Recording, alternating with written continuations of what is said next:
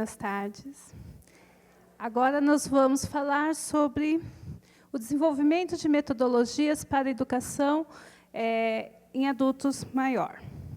Bom, a Faculdade de Enfermagem do Instituto Adventista Paranaense, na carreira de enfermagem, o ensino do envelhecimento ele tem como objetivo principal rever as imagens do envelhecimento, colocando o aluno em atual realidade de um mundo que está cada vez mais envelhecendo com todos os seus desafios.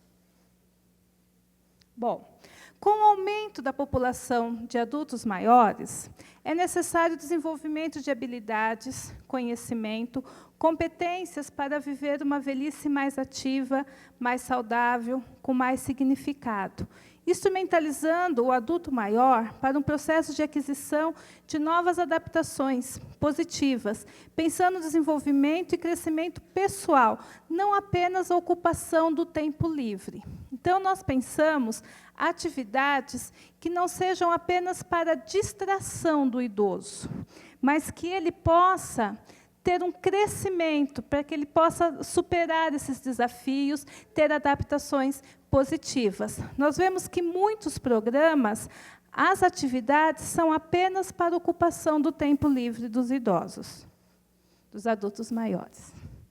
Bom, nós vamos abordar algumas oficinas, alguns taller, que eles têm como esse objetivo essa instrumentalização do idoso para viver a velhice. Bom, o taller de memória. Ele foi baseado em modelos de desenvolvimento que preconizam a realização de exercícios de estimulação cognitiva que vão permitir conhecer e treinar processos de memorização. O treinamento se baseia em exercícios de atenção, concentração, a prática repetitiva, utilização de música e outras estratégias. Então, com a vivência com os idosos e o estudo de teorias, nos permitiu construir uma metodologia própria, que foi pautada em alguns autores. Primeiro, Envelhecimento Bem-Sucedido, de Harvey Kahn, Otimização Seletiva com Compensação, de Paul Baltes, e a Logoterapia, de Viktor Frankl, que nós vimos pela manhã. Bom, o objetivo, então, da oficina é estimular a plasticidade neuronal, o reconhecimento de utilização de estratégias cognitivas no cotidiano, mas o foco principal está para contribuir para um sentido de vida e um conteúdo significativo de sua existência.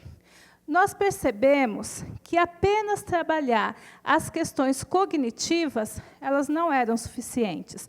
Nós precisávamos trabalhar também as questões do sentido de vida e o significado de sua existência. Quais são os passos da oficina? Então, o primeiro encontro, ela é dividida em 10 sessões. No primeiro encontro, nós discutimos qual que é o desafio do envelhecimento ativo, para os adultos maiores conhecerem essa possibilidade. O segundo encontro, o que é a memória. Então, fases da memória, tipos de memória. O terceiro encontro, fatores que influenciam na memória. Estilo de vida, alimentação, atividade física, o envolvimento com o cotidiano. A terceira sessão, atenção e concentração. Então, são realizados exercícios onde ele faz esse treinamento de atenção e concentração. A quinta sessão, uso de estratégias. Então, agendas, bilhetinhos, como que ele pode fazer a memorização por associação, então, as estratégias que podem ser usadas para melhorar o funcionamento da memória. A sexta sessão, conhecendo e retendo os detalhes do cotidiano, para que eles possam estar informados, atentos às coisas do cotidiano. A sétima sessão, a importância da criatividade. Então, nesta sessão, eles trazem materiais que foram produzidos, mostrando o quanto a criatividade ela é importante.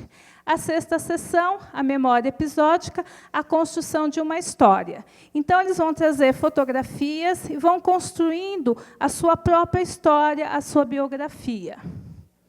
A nona sessão, como que eu vou lidar com os problemas? Então, as questões psíquicas, elas podem influenciar na memória.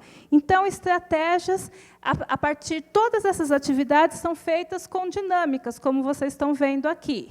Então, aqui, eles têm que desenvolver uma estratégia para não deixar cair os balões. Então, ele reflete isso para a vida. Como que eu vou, então, enfrentar os problemas? E a última sessão, que tem a confraternização, então, como que eu cheguei e agora como que eu estou.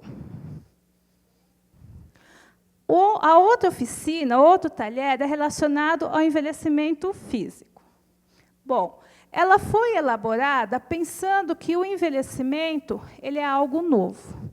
E, sendo novo na nossa sociedade, ele pode estar relacionado com mitos, que devem ser levados em conta na implementação de assistências, pois esses mitos eles influenciam o comportamento. Então, eu posso ter crenças do envelhecimento que pode estar, então, influenciando o meu comportamento. Para essa oficina, nós utilizamos a teoria da ação racional. Ela é uma teoria preditiva de comportamento humano. Ela estuda o comportamento. Então, aqui eu tenho um comportamento. Antes do comportamento, eu tenho uma intenção, porque eu sou um ser o quê? Racional. Essa intenção vai derivar de crenças comportamentais, que são atitudes, e as crenças normativas, que é a norma subjetiva. As crenças comportamentais é aquilo que eu creio e conhecimento. Mas conhecimento não determina o meu comportamento. E aqui é a influência da sociedade, dos pares. E isso tem um peso. Dependendo desse ou desse, será o meu comportamento. Nesse sentido, então, as ações de promoção de saúde planejadas a partir do conhecimento de crenças de uma população, elas vão apresentar melhores resultados, pois elas atendem às reais necessidades de orientação da população. Eu sei exatamente o que essa população vai necessitar. Então, nesta oficina, no primeiro momento, é feita uma investigação sobre as crenças dos adultos maiores, a fim de compreendê-las. Então, o que acontece com o meu cérebro? O que acontece com o meu coração? O que acontece com o meu movimento? Então, primeiro, nós compreendemos o que ele traz. Depois, as sessões são divididas por sistema. Então, um dia ele vai estudar a parte cardíaca, outro dia ele estuda a parte respiratória, a parte neurológica. E aí, então, ele sempre tem o quê? A devolutiva daquilo que ele apresentou. Então, nós podemos apontar, reforçar crenças e mitos. Então, aquilo que é real do envelhecimento e aquilo que é mitos. Então, o que a gente pode fazer? Então, nós temos aqui, o retorno é recebido, e as orientações partem sempre da compreensão dos câmbios morfofisiológicos para o funcional. Essa estratégia é adotada porque o que é funcional, ou seja, aquilo que, com o passar dos anos, o corpo deixa de executar com o mesmo desempenho, é algo que eles sentem. Então, eles vivem essas mudanças funcionais. A outra oficina, o outro talher, é de sentido de vida. Então, são vários temas, várias oficinas que o grupo de idosos passam para instrumentalizá-lo a viver na velhice. Então, essa oficina ela tem como objetivo fortalecer os recursos internos e externos, ressignificando que a velhice ela pode trazer um sentido. E a base teórica está no envelhecimento bem-sucedido e também em Viktor Frankl, que, como a gente já viu, ele foi um médico prisioneiro na Segunda Guerra Mundial, que ele traz, então, que as pessoas elas podem trazer um sentido para a sua vida e que isso é algo uma missão intransferível. E, a partir disso, ele pode viver qualquer sofrimento. O que é importante quando eu penso as questões do envelhecimento psicossocial e espiritual. Então, primeiro ele aprende a lidar com o envelhecimento físico. Agora ele vai discutir o envelhecimento no âmbito psicossocial e espiritual. Então, esses são os tópicos. A velhice é apenas uma etapa, ela não é uma enfermidade. Cuidando da dimensão física e social, cuidando da saúde espiritual, significando o sentido de viver na velhice, e aí ele faz um resgate das suas reflexões. A outra oficina é sobre saúde e cidadania. Então, quando nós pensamos promoção de saúde, nós temos que pensar na participação social. Então, ele cuidou do corpo, cuidou da parte psíquica, social, espiritual. Agora vem qual que é a sua participação enquanto cidadão. Então, tem como a sua base, né, nos princípios da promoção de saúde, e, através de discussões e de dinâmicas de grupo, o objetivo é o desenvolvimento da cidadania como conquista de saúde. Então, se ele não tiver esse movimento de luta, de cobrança do governo, também não vai existir saúde. Então, no primeiro momento, ele discute o que é saúde, o envelhecimento social e do corpo, a busca de um envelhecimento bem-sucedido, a promoção de saúde, um ideal, mas um ideal que eu vou o quê? Buscá-lo, eu vou alcançar esse ideal.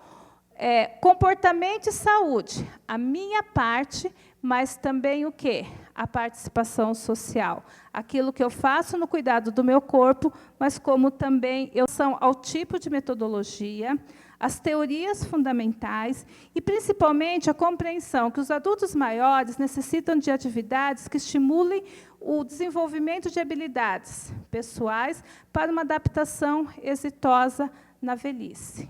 Não apenas atividades de ocupação do tempo livre ou de distração dos idosos.